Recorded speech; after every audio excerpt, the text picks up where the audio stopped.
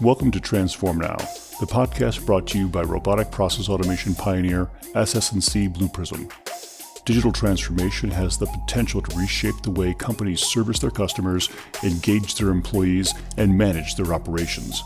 Whether you're looking to develop strategies, tactics, or best practices to positively impact the future of work, or you're curious to see how other companies have successfully navigated their digital transformation programs, then this podcast is for you.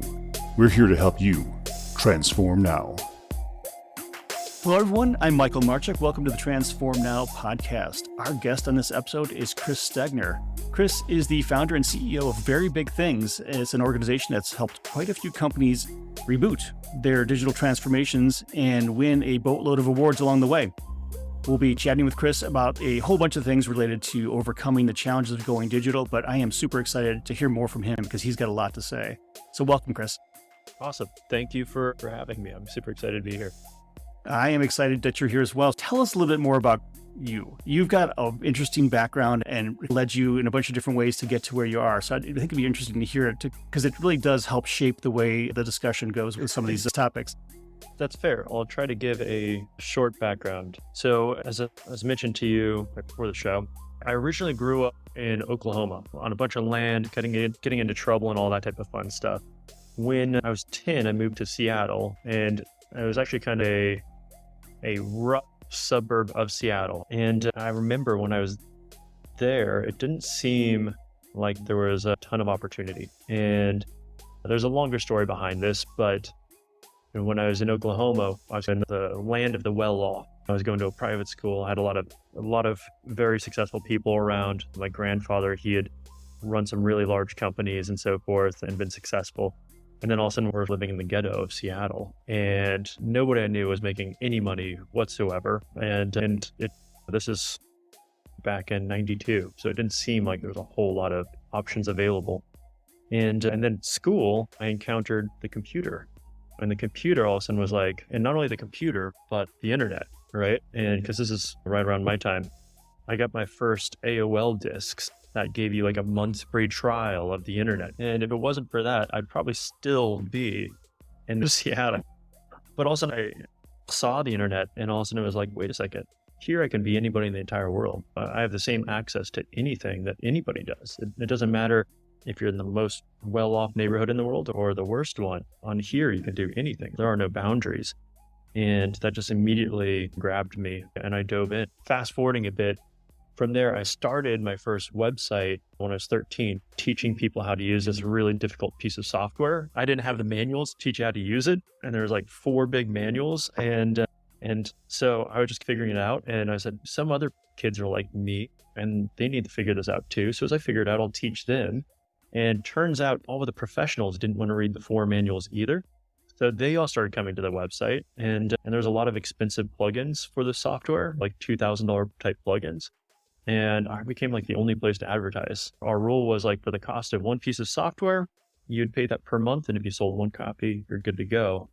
And all of a sudden I'm 14 years old, making $20,000 a month. The richest person I knew in town was my friend's dad, who worked for his dad, making $100,000. So this was like phenomenal. And when I was 14, that company got acquired by the larger kind of space. It was like an acqui-hire. So I came in as a VP. And then it got acquired by an even larger player in the space, and the acqui-hire. And then we were supposed to actually sell, and I was supposed to retire when I was like 15 and a half, 16. And then the internet bubble burst. So that was my foray into this world of technology and business and all that fun stuff. I took a break because the internet was just destroyed. The tech world was destroyed for about a 4 or 5 year period, which was perfect for me to go through high school and graduate. And then after that, technology was definitely the best paying for the longest time. Now, different things like product managers, UX, all these things are being valued a lot higher than they used to be. But before, it was like designers were just a dime a dozen because they're creatives. They don't need money. But engineers, they needed money. I spent the next probably 15 years being different levels of CTO, different levels of company. And on the flip side, also running startups in the background while I was doing everything. And that eventually led to me being a CTO of a pretty sizable company when my wife got pregnant, and I had that choice of, do I work 90 hours a week and not really know my kid, or do I switch jobs and actually be around? And this was 10 years ago that I made this choice, and remote working wasn't very common at that time. It's hard to think about that now. But I remember I went to the owner of the company. I said, hey, can I just work remote 3 days a week so I can be around? They said, absolutely not. Everybody will want to work remote. And then what will happen? So I took a huge detour on my career because the plan was to be a Fortune 50 CTO in the next 5 or 6 years. And instead quit to be a developer. That was my plan because that was the only job you could do remote. There was no CTO remote jobs 10 years ago. And it landed me at this small consulting company, but it was a cream of the crop consulting company. But they'd let me work from home all I wanted. And they only asked me to work 6 hours a day because they charge a ridiculous sum of money per hour. So they said, you only have 6 prime hours of brain power per day. So we only let you work 6 hours a day. And while I was there, we, as a company, did store.apple.com. We did Walmart's move to mobile applications. We did Levi's.com and a ton of other just amazing companies. So it was one of those things where and I was there for the first year of my daughter's life, every single day, co-parenting. And that was amazing and phenomenal and probably for sure the absolute best part. But the cool part is I made this choice for happiness and for my life. And professionally, I don't think it could have done anything better than being part of some of these hugest transformations in the world. Then quickly, I'll wrap up. From there, I went to a VC fund as a partner and a CTO. And my whole job there was basically we'd fund companies usually around $5 million. I jump in, I make them successful because I've got a lot of experience with everything involved with business and technology. And then did that for a little while and realized that the issue we'd run into was give companies money, but then we needed them to really start executing on something amazing. And it's been 6 months to a year just trying to build a team that could actually execute on that. And so then we told them to start working with agencies because the agencies already had a team, which is when I had the bitter wake-up call that most agencies came from being traditional marketing, creative advertising agencies. And then they said, oh, there's this tech thing. Now we should do that too. And they didn't really have any idea how successful technology projects would come to be. It's not a process of give me a scope and I'll return a product and bill you for it. It's a very iterative, agile approach that's required in order to make something successful. And when you have a problem and you're an entrepreneur, you solve your own problem. Hence 4.5 years ago, we started Very Big Things with the idea of being that company that really understood how to make technology projects successful, not just getting them done, but have them end up being successful. And in that time, as you mentioned, we've won a slew of awards. The Webby, which is the Oscar in industry, we got it for top technical achievement. We just got the nomination last Friday for top design, which would be pretty cool if we won both best tech and best design, all within 4.5 years of being a company.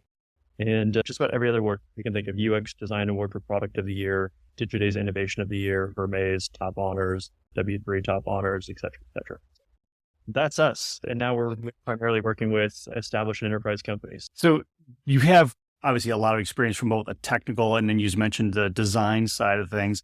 Organizations seem like they're perpetually in the midst of digital transformation. Technology continues to change and evolve and innovate rapidly.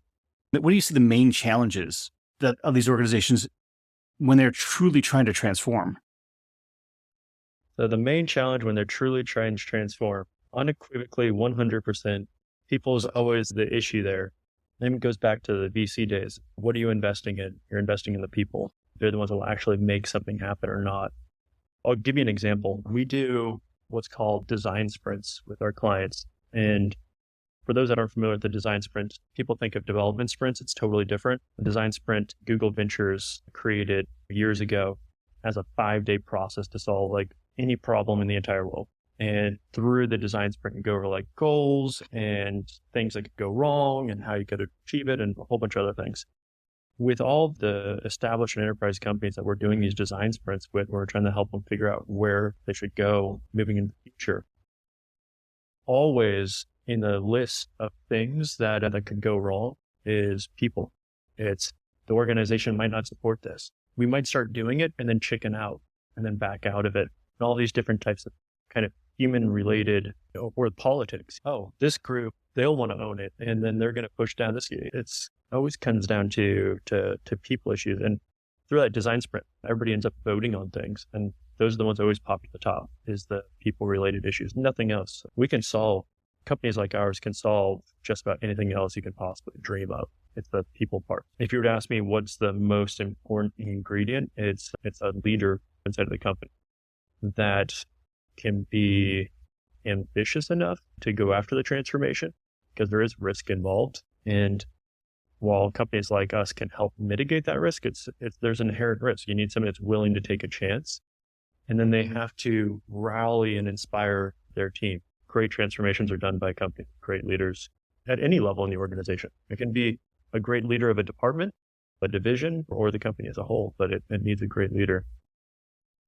That's actually a very interesting perspective, because we've seen that quite a bit, especially over the years with the technology changes that are rampant, that people end up either being the advocate or the blocker for a lot of these transformations that are happening. And to your point about corporate politics getting in the way of different things, we've seen that too, where it's a challenge for organizations to get past themselves to make that change. You've worked with both small startups and these larger established companies who are looking to build their market and grow. What similarities or differences are there between these organizations that will either springboard them to success or bog them down in the whole process? And you can't say people again, because you already used that answer. That's just very fair. People can also be the saviors, right? Yeah. To your point, we've worked with startups where we've been literally on the front line from day one to watching them like skyrocket to billion-dollar valuations. We've also worked with a lot of really big enterprise companies. I would say that there's very little in common between the two. And to your point, one of the things that we usually are trying to do, because when we're working with partners, it's not about delivering a product or just a transformation. It's about like, how do we make them successful as a company? Because selfishly, companies make much better clients when they're really successful, and especially help them find that success. So we're trying to educate both on the other. So we're trying to help the startups to understand what the enterprise companies are doing really well, which is usually having like experience and really understanding how to run a company professionally. And there's a lot of great stuff there. On the flip side, enterprise companies tend to get bogged down through so much process, so many approvals. Everything gets really slow to the point where it's easy for enterprise companies to fall into the traps of, hey, our system says that I have to put together a project scope, and here's the scope, and I have to get the bids for the scope, and then we have to execute that project, and then we have to turn it. It's like, that's not going to work. It won't work that way. It needs to be more process where you're figuring out what's working, what's not working, and making changes on the fly to actually guarantee it's actually successful. And so, but my paperwork doesn't work that way. And it's, okay. Funny enough, and there's always ways to get around this, and that's where the leaders come in. You need those great leaders. So I'm going to cheat and use people just a little bit, but they can push that. To answer the question, I think they could both learn from your mid-market companies, because that's where we love all of our clients, but everybody has challenges, which is just great. But the mid-market companies are the ones where it's easiest to see a path to helping them to add like significant multiples to their enterprise value. And that's because you have a company that's usually been around for 5 to 30 years. So they have experience. They have a decent sized staff. They know how to run a real company. They know how to generate revenue. They know how to generate profit and all of that stuff. But on the flip side, they don't have so many layers that usually their CEO, you can have a company, one of our clients, here, I'll give 2 quick examples. Can't mention by name, but one of our clients is doing about 500 million in revenue, team of a couple hundred people. And they appointed a new CEO about 2 years ago to help them to actually digitally transform. And with that company, you have a CEO that can still make all the decisions. And you have other people that can make decisions along the way without needing 20 approvals and 20 signatures and following super strict process. You can just say, no, okay, that makes common sense. Let's go that direction. With companies like that, we can do anything. Like I could see us like tripling the enterprise value of that company inside of a year, 2 years max. That's amazing because it's a very valuable, it's a big company. So that mixture of experience, once again, a leader, like an ambitious leader that can rally the troops and being able to make decisions quickly without too much overhead, just crush it. You just do amazing things with a company like that. So I think enterprises can learn from them. I think startups can learn from them. That's a perfect little sweet spot. That's an interesting perspective. I like that. So one of the things you mentioned, which was something I want to touch on, is I talk about the paperwork. You guys you've won a ton of these awards, taking companies and creating digital products out of them. But a lot of companies are still using paper forms. Is there a place for paper in a digitally transformed organization? Great question. This is when I'm supposed to say no, but I'm going to say yes. I'm a huge believer in everything has its place, right? And I don't think anybody should be digitally transforming everything just for the sake of digitally transforming. I'll give an example.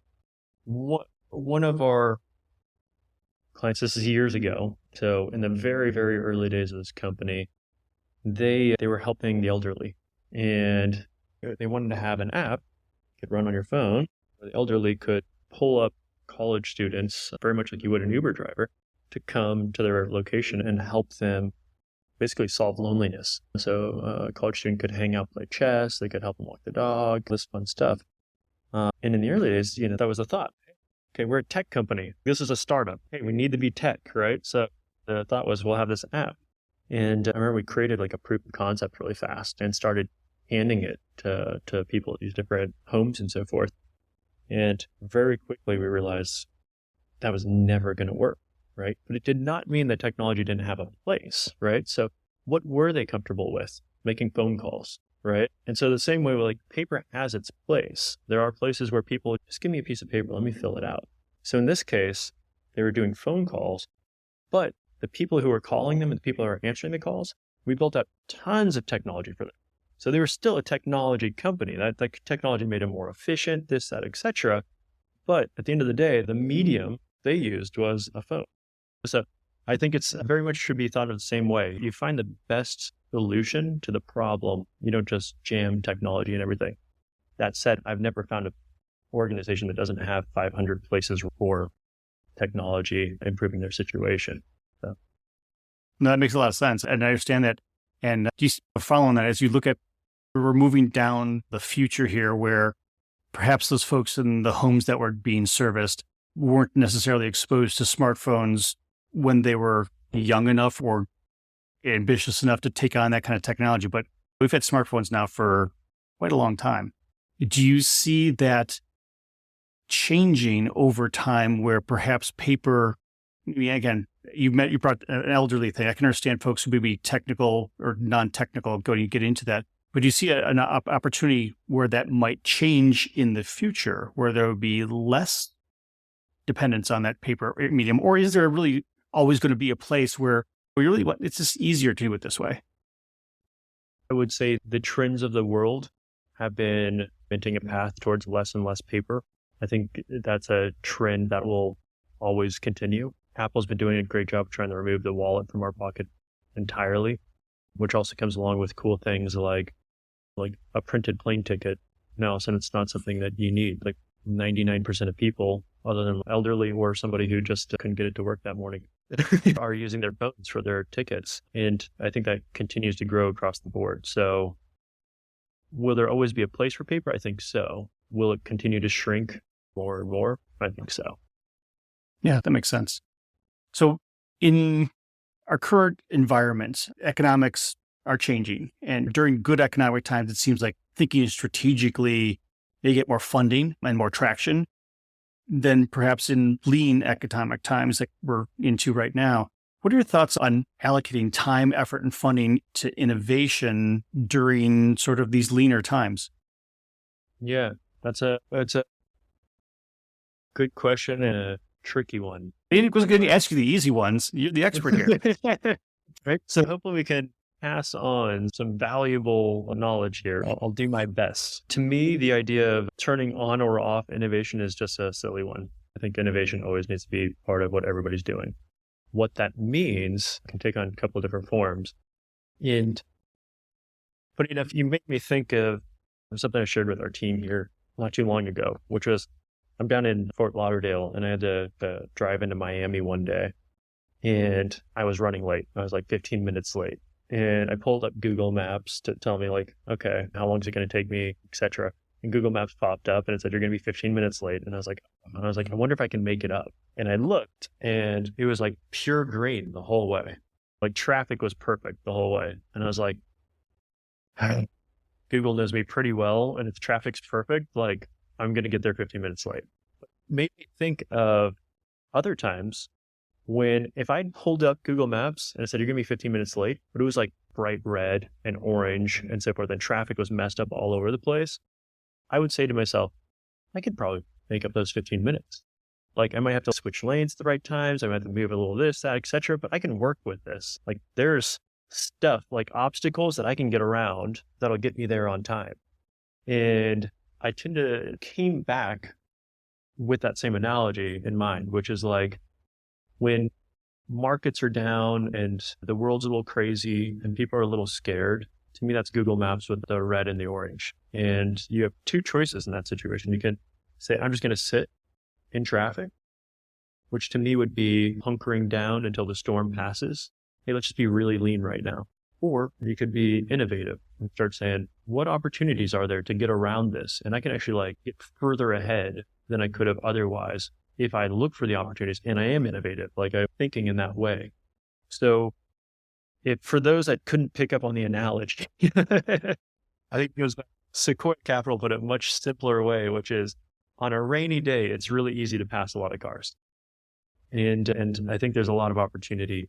And I would even, there's another fun story that I tell our team. There's a movie director named Sam Raimi. He was famous for like the Evil Dead trilogy, but he also did like the Spider-Man movies, right? Like the original 3 Spider-Man movies, which were like the highest grossing, biggest budget movies ever at the time. And I remember he had left the Spider-Man trilogy and he was doing just a small, low budget project for himself. And on that project, he had this final shot. It was like the end of the movie and something had to be accomplished by the time that the sun set. Otherwise, it was like the end of the world. So he wanted the shot of the heroine of the story coming running out of her front door in front of her house with the sun setting in the background. So you knew like time was almost up and like this camera panning around. And so we went to this team and said, let's do this. And they go, listen, we've got like 30 grand left of our budget. And the shot you just talked about is like $1 million shot. And sure, on Spider-Man 3, you could do that, but you can't do that here.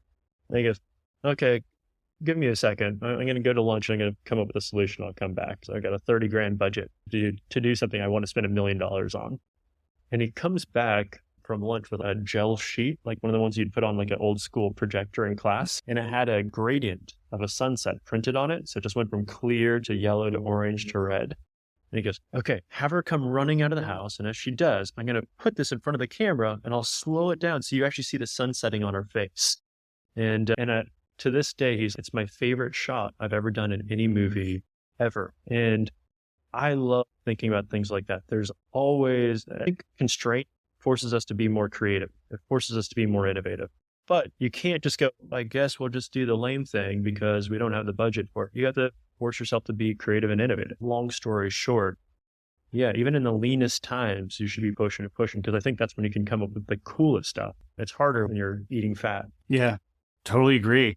So is there something that like every mature organization should be doing right now that few of them actually are?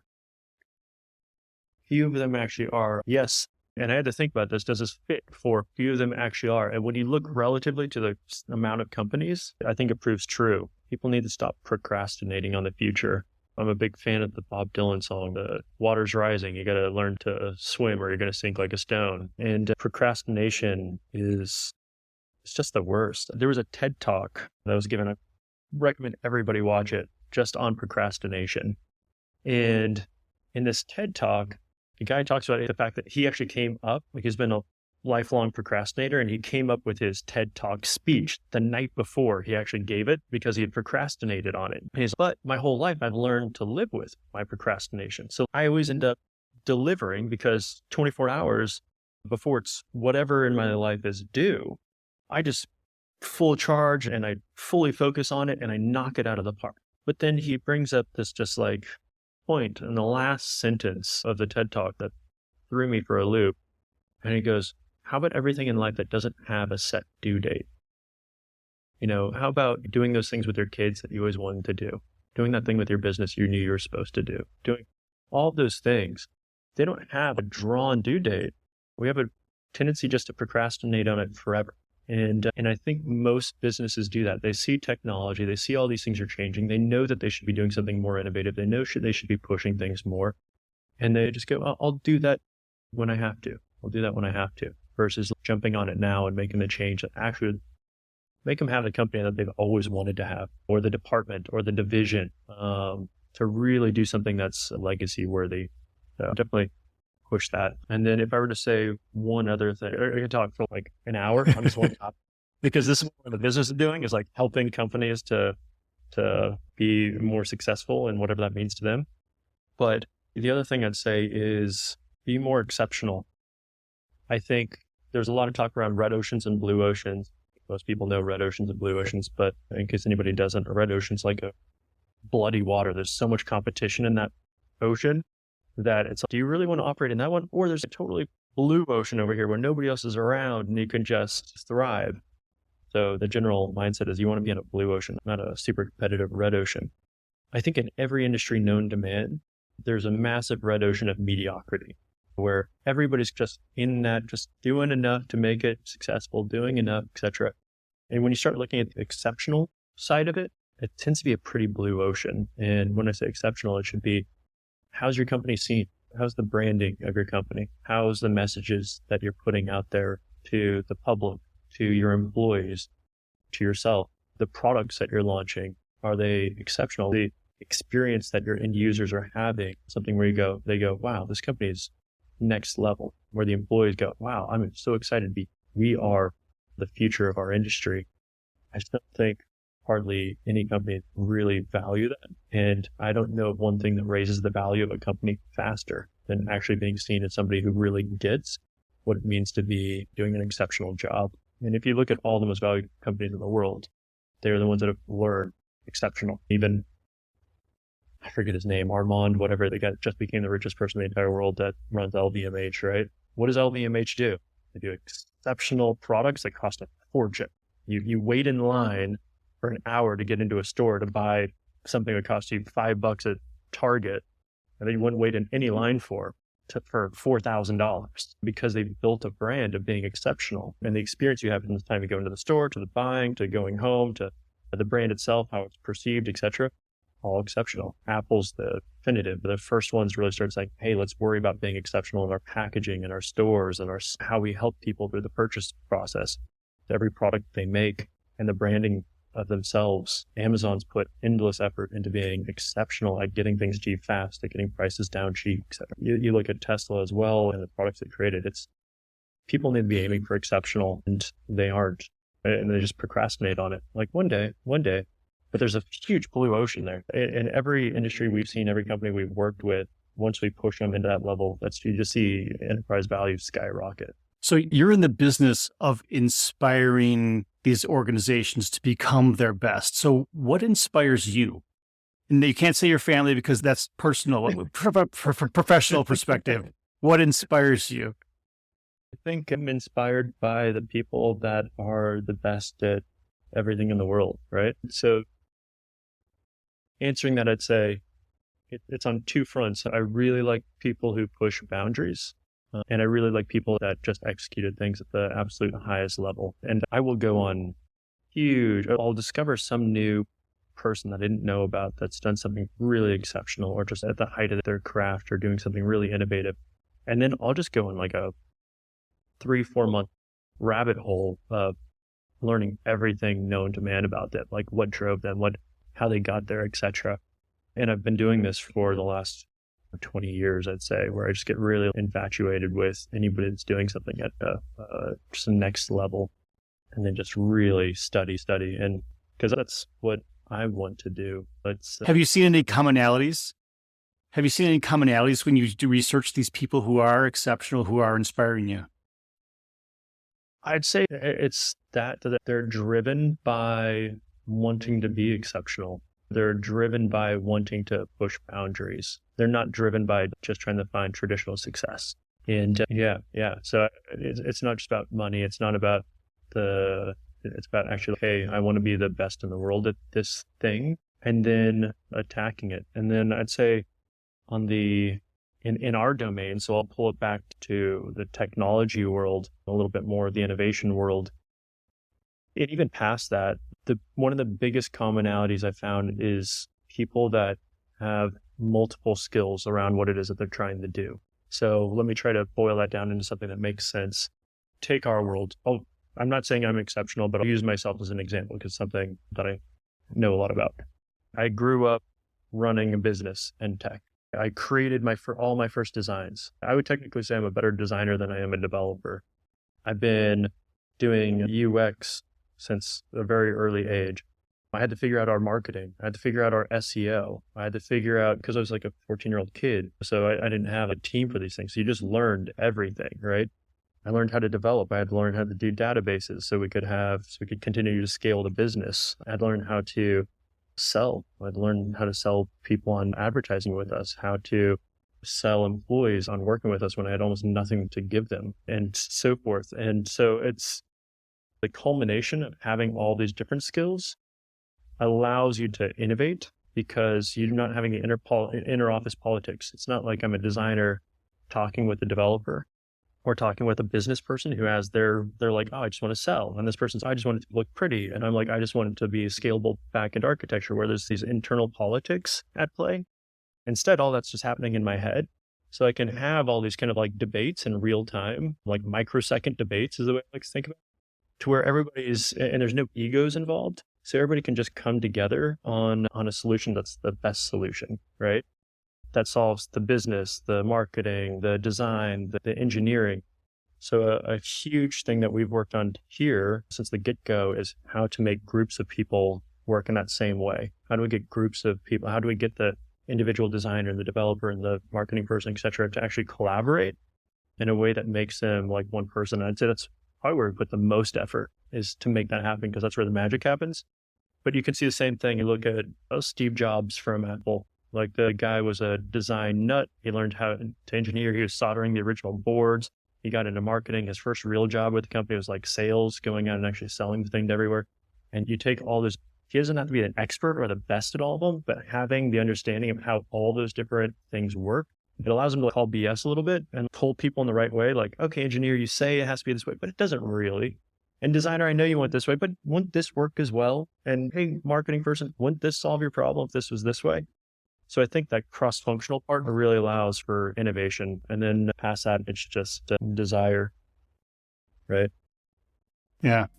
Chris, I can't, we could probably talk for another hour here on a bunch of different things, but I really appreciate all the insight that you've been able to bring to digital transformation and really to the people side of how digital transformation is really shaping organizations. Because quite honestly, it's the people who are doing it for other people at the end of the day anyway. So it's just interesting to see your perspective on all this. And I really appreciate the way you approached it. Yeah, no, I appreciate you having me. Thanks for tuning in to Transform Now. For more insightful discussions on digital transformation and more, check out our podcast channel where you'll find all of our previous episodes. And to make sure you never miss an episode, subscribe to the show on your favorite podcast player. And if you like what you've heard, please leave us a review. For more information about digital transformation and the future of work, check out blueprism.com to learn how SS&C Blue Prism's digital workforce is enabling enterprise transformation now.